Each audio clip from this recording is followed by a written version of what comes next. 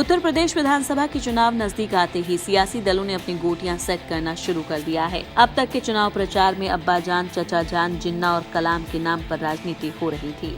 ऐसे में भला भगवान भी इस चुनाव में उतरे बिना कैसे बच सकते हैं। वैसे तो हर बार राम जन्मभूमि मंदिर को मुद्दा बनाने वाली बीजेपी ने इस बार के चुनाव में श्री कृष्ण जन्मभूमि को मुद्दा बनाना शुरू कर दिया है। ऐसे में सवाल उठ रहे हैं कि यूपी में अयोध्या छोड़ मथुरा की तरफ क्यों मुड़ रही है बीजेपी। क्या यूपी चुनाव में भगवान कृष्ण को सारथी बनाना चाहती है बीजेपी?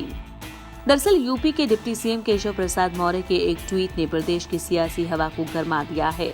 अपने एक हालिया ट्वीट में मौर्य ने लिखा, अयोध्या काशी भव्य मंदिर निर्माण जारी है, मथुरा की तैयारी है। उनके इस ट्वीट पर यूपी में घमासान मचा हुआ है, सियासी बवाल मचा है। इसके लिए मौर्य ने कहा कि ये चुनावी नहीं आस्था का विषय है। उन्होंने कहा कि अयोध्या में भव्य राम मंदिर का निर्माण हो रहा है, काम चल रहा है।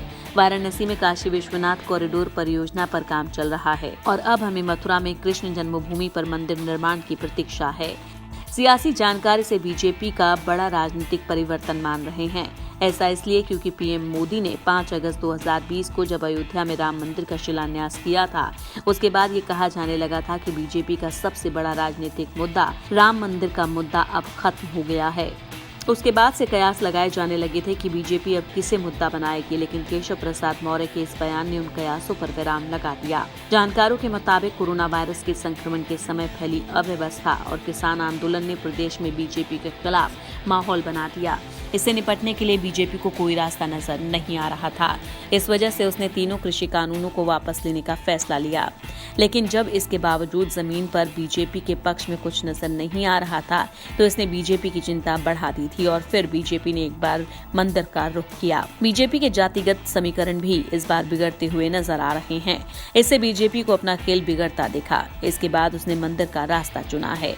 हालांकि इस बार बीजेपी ने राम की जगह कृष्ण को अपना सारथी बनाया है। ऐसे में कृष्ण को सारथी बनाना बीजेपी को कितना फायदेमंद साबित होगा, ये तो चुनाव के बाद ही पता चल पाएगा। इंडिया न्यूज़ वायरल की रिपोर्ट।